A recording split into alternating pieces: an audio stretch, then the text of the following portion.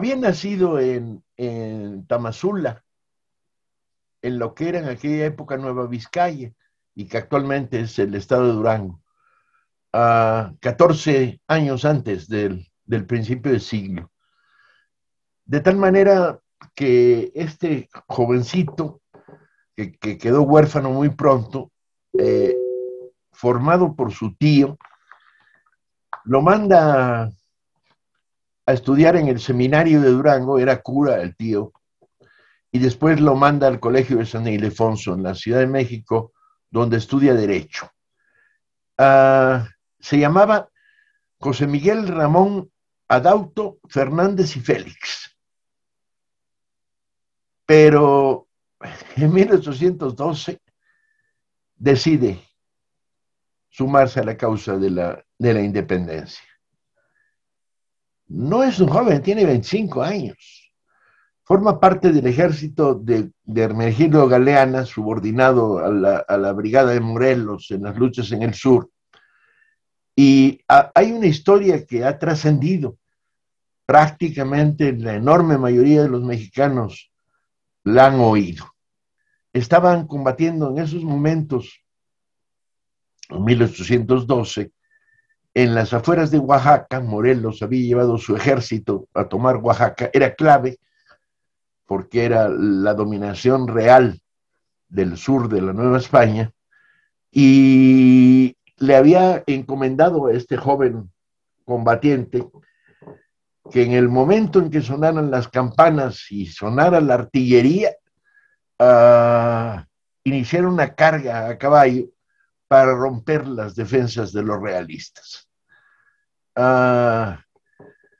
El frente en el que él estaba tenía un enorme foso, y al fondo varias fortificaciones realistas con cañones que le iban a impedir que su caballería entrara directamente.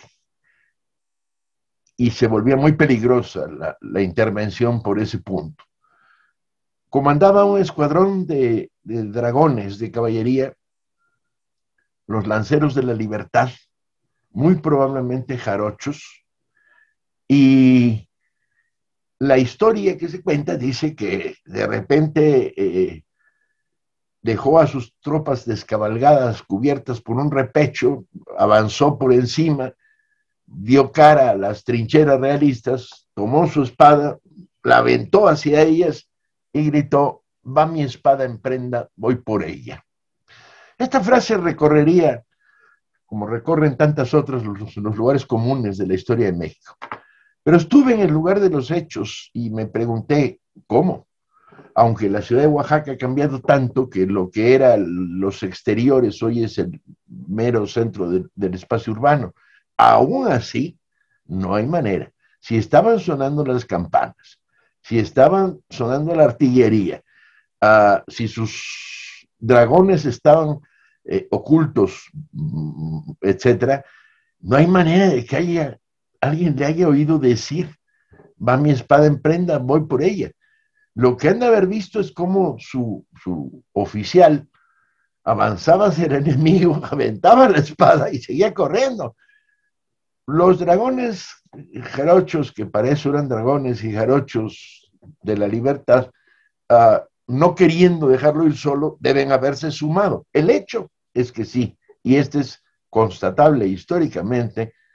Este joven, que se hacía llamar Guadalupe Victoria, dirigió la carga a pie y corriendo de esta caballería que rompió la estructura del cerco de Oaxaca.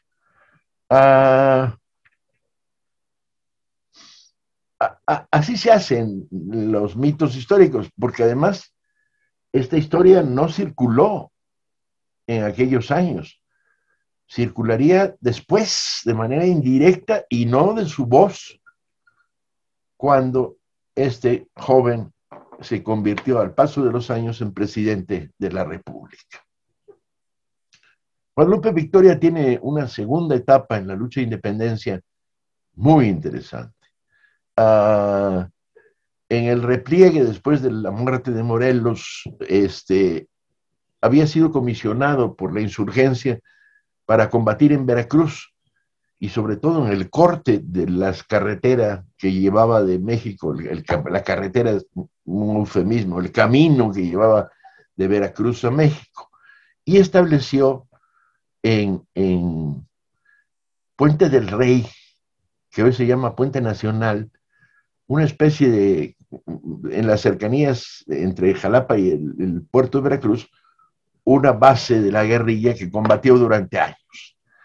Duró como par de años esta zona defensiva, creándole 1.000.000 rompecabezas a los españoles. Dominaba las regiones de Misantla, Huatusco y desde luego Puente Nacional. Cercado en la época en que la independencia se repliega, en 1817 los realistas cachupines recuperan la zona y le quitan los territorios de la influencia y lo persiguen y se queda sin combatientes, sin guerrilleros. Y entonces se hunde en la selva veracruzana durante años, aislado, solo, va a vivir en la selva negándose a rendirse. Hay abundantes crónicas de la época y narraciones muy buenas, donde cuentan cómo se alimentaba de plantas, animales, frutas, y en un exilio continuo. Incluso llegó a decirse en la capital de la Nueva España que había muerto. Cuando empiezan las conspiraciones de Iturbide, y Guerrero empieza a aceptar que hay una salida negociada con los realistas de Iturbide para la independencia de la Nueva España, Guadalupe Victoria se suma. Esto significará que va a ser de los que entraron a la Ciudad de México con el ejército trigarante. Va a ocupar un lugar muy poco destacado en el imperio. Guadalupe Victoria, junto con Bravo, etcétera, y otros insurgentes, son relegados del gobierno imperial de Iturbide, y finalmente va a conspirar junto con Santana para derribarlo. Durante aquellos años, Guadalupe Victoria sufría una condición física terrible. Sufría convulsiones frecuentemente, perdía el sentido. La historia que circuló y que llegó a nuestros días es que era epiléptico, tenía una epilepsia, y que le iba a afectar además al corazón. La realidad, según las últimas investigaciones de doctores que hacen medicina forense, es que tenía la enfermedad de Chagas, esa misma enfermedad que mató a Darwin en 1809, relacionada con estos ataques convulsivos y esta infección. Enfermedad que se contrae por culpa de las chinches besuconas, también llamadas vinchucas, que le picaron en la época de aislamiento en la selva, o por haber comido alimentos que contenían las heces de estas mismas. El hecho es que Guadalupe Victoria llegará, joven, elegante, pero epiléptico, entre comillas, medía unos 64, tenía una herida de lanza en la clavícula izquierda. Llegará a la presidencia de la República y tendrá una destacada presencia en la presidencia de la República. Los mexicanos tenemos poca memoria de este periodo presidencial, que es importante. Bueno, entre otras cosas, es el fin de la intervención española, cae el último reducto que los españoles tenían en México, que era el fortín de Ulúa en Veracruz. Uh, es la etapa en la que Guadalupe Victoria inteligentemente hace esfuerzos para romper el aislamiento internacional en que estaba México, reconocimiento con Inglaterra, las excelentes relaciones con Bolívar y el Congreso de Panamá, el apoyo económico a la lucha de Bolívar en Sudamérica, a el fin de la esclavitud.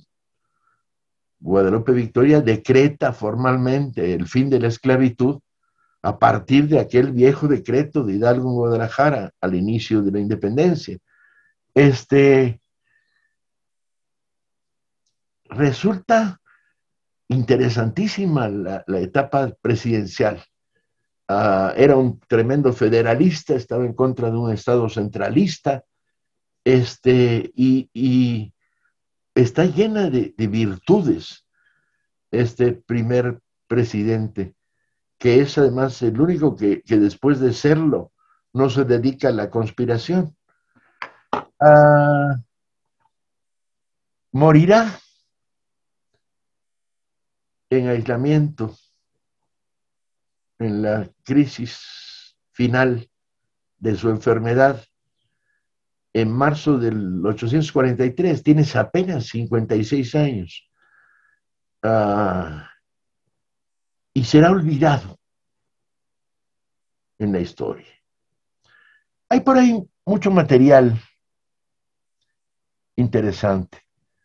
El Águila Negra de Armando Victoria, el Guadalupe Victoria de Carmen Saucedo, la novela que escribió Eugenio Aguirre sobre los hechos, una antología de sus textos producida por el gobierno de Durango. Hay material abundante para volver a Guadalupe Victoria, pero volver sí nos interesa. Y la pregunta es, ¿no nos interesa? Yo diría que sí.